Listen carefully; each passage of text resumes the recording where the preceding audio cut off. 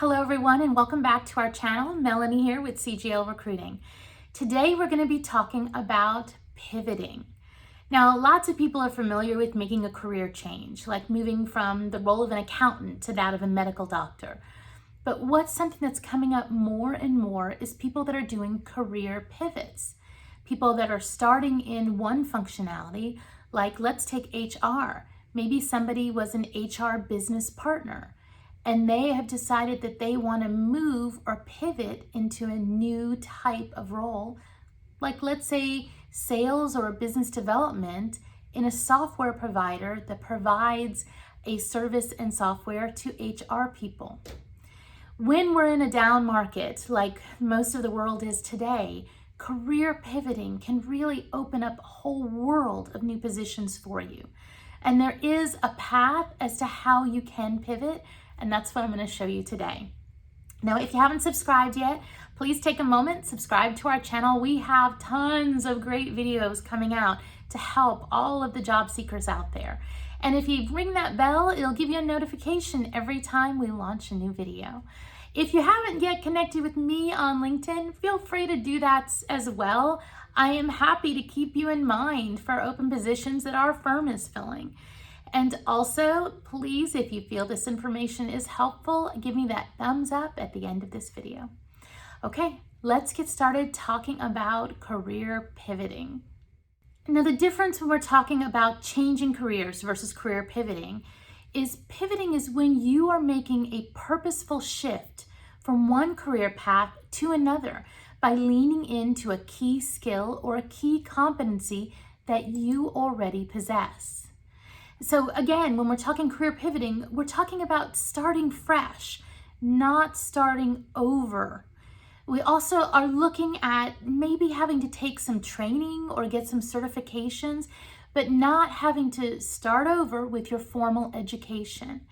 And lastly, when we're talking about career pivoting, we're really talking about opening new opportunities versus abandoning your career path. So I want to talk a little more about that.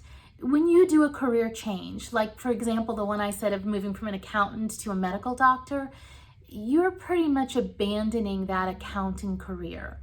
When we're talking about career pivoting, we're not necessarily abandoning the career that we've already spent time building up.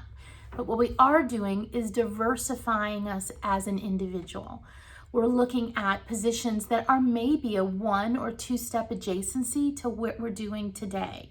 And even if you choose in several years to come back to your original career path, this pivot is still going to be helpful to you. Why? Because the more diverse you are of an individual, the more of an opportunity that you have to have a broader view of business and the companies, the more marketable and valuable you are to a company.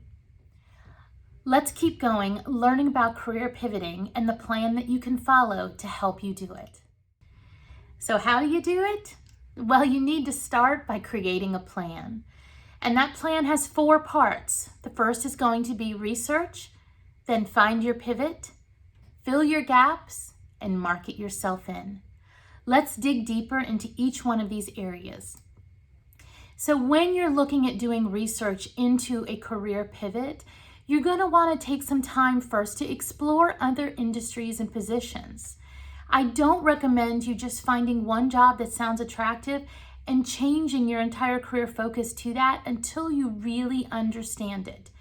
Do you know the strengths and weaknesses of that position and the different types of industries that position is in? Do you know what the top companies are in that new pivot that you're trying to do? Are you aligned with their mission, their vision, their values?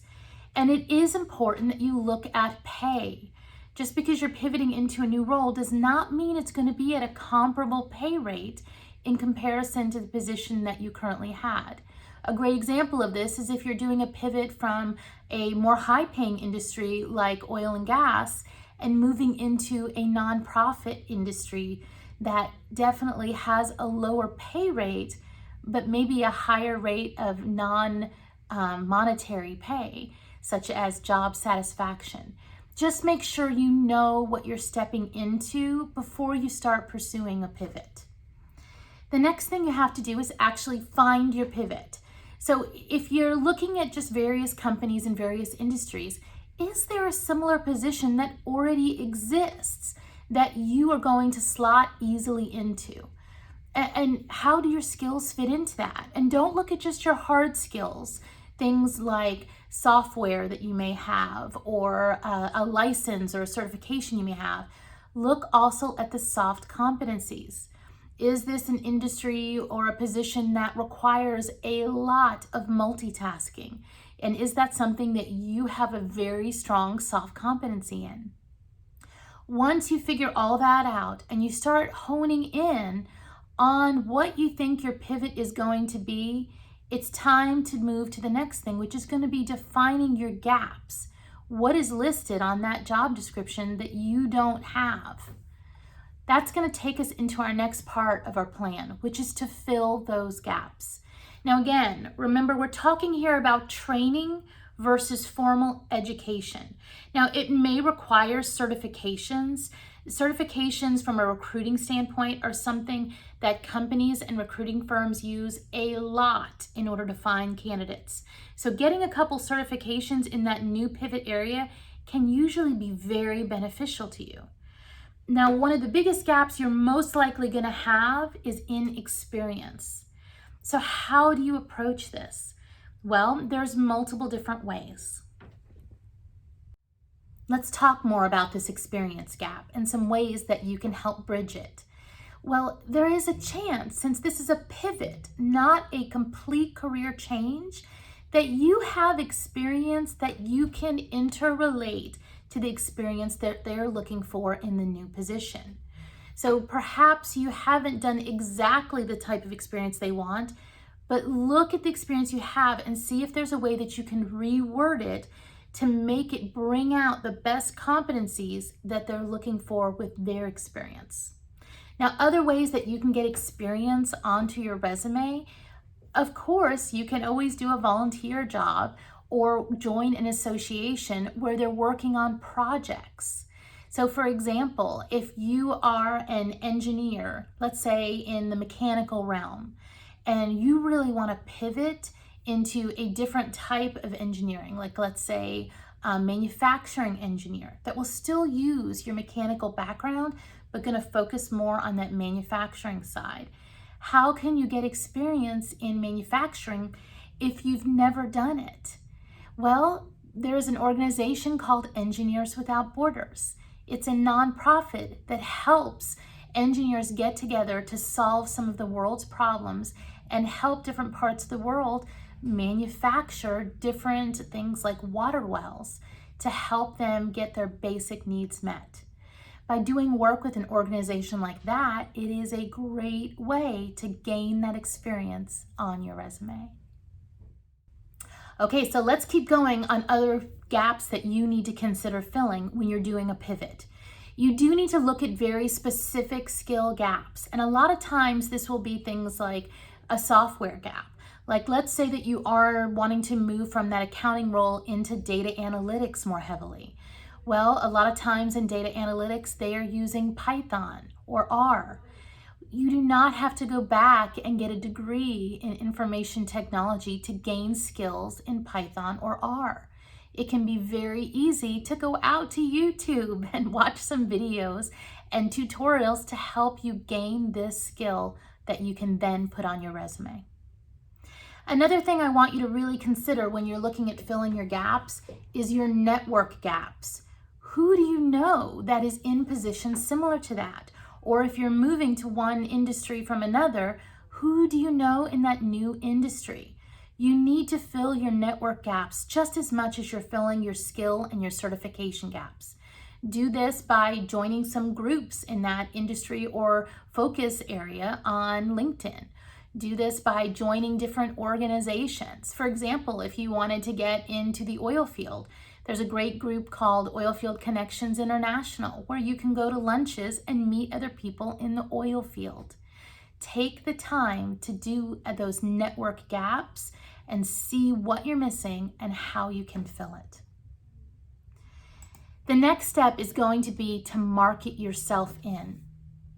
Now, I have said this on almost every video we've done, and even as a recruiting firm, I'm telling you, the best way to find a job is through someone you know. You need to start building a network strong enough where people get to know you enough where they will recommend you in for positions. You also definitely need to make yourself marketable online. So what do I mean by making yourself marketable online? Well, whether you're sending in a resume through a company's website where you're hitting their applicant tracking system, or if you're utilizing a site like LinkedIn or Indeed or Monster or RigZone, whatever, you have a profile or a resume that's out there. And we all know that unfortunately for job seekers, your first hit most times is going to be by a system, not a person looking at your data. So you need to be able to get past all of these applicant tracking systems. You need to get your hands in a person who's actually looking at you and can evaluate you more than just the words that you have on your profile or on your resume. But how do we get past that first step? Well, your resume is probably very geared towards the career that you're currently in. So you need to rework it to add in all of the new skills and gaps that you've just filled. If you are taking Python and R, like we just spoke about, and doing online tutorials on it and getting more and more skills on it, add it to your resume, add it to your LinkedIn profile. The same is true if you are watching like a seminar that's online and you are getting information about in the oil field blowout preventers. You're going to want to add that information underneath the training section of your resume or on your profile. You have to think keywords. You have to think of getting that information onto your resume and profile so the applicant tracking systems let you through. Let me show you by going through the back of LinkedIn on LinkedIn Recruiter, which is what companies and recruiting firms use to find you as a candidate, how important keywords can be to you getting past the system and into the hands of a person. So what you see now on your screen is the back of LinkedIn. This is actually LinkedIn Recruiter. And these on the left-hand side of your screen are all the search filters that I can look at. Now there's way more that you can see on your screen. If you want to see all the search filters available, we do have a video on our site that shows every single one. Now let's go down and say that I was looking for somebody who had studied in the field of petroleum engineering. If you look at this, you'll see that it pulled back 170,000 results when I entered in the field of study of petroleum engineering. Now, if I go down and add something else to this search, like let's say industries, financial services, do you see what happened to the number of results? Now, there's only a little over 1,200. Again, I want to remind you, we went from 170,000 down to 1,200 by just adding in that industry of financial services. So you can see how having one thing that's unique on your profile can make such a huge difference. Remember, all of the applicant tracking systems work the same way.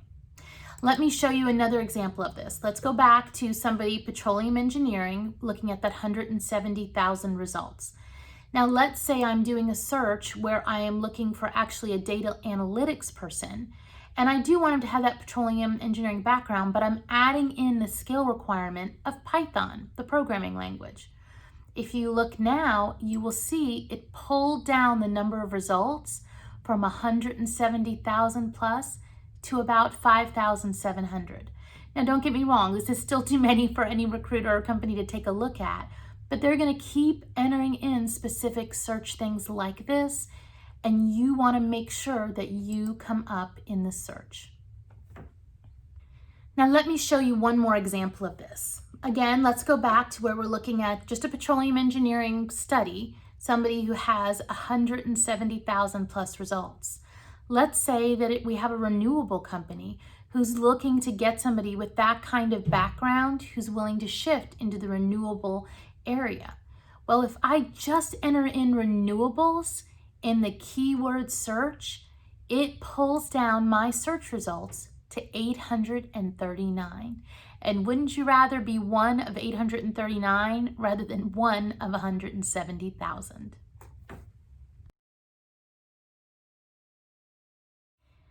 Now, is career pivoting something that you can just do in an hour or two?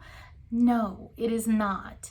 But anytime you're a job seeker, your full-time job, if you are not working, should be finding your next job, working on your skills, working on getting experience, working on building your network. The more work you do on it, the more rewards you're going to get back in the end. When you're looking at doing a career pivot, you do need to actually come up with a plan. The last thing you want to do is pivot into something that's not going to be anything you're interested in 6 months down the road. And it does require you most times gaining some additional skills, either hard or soft skills, or some additional experience if you can get it. But you can do this. Thanks again for joining me, and if you have any questions, please feel free to put them in the comments down below, and I will do my best to answer them as quick as I can. Thanks again for watching.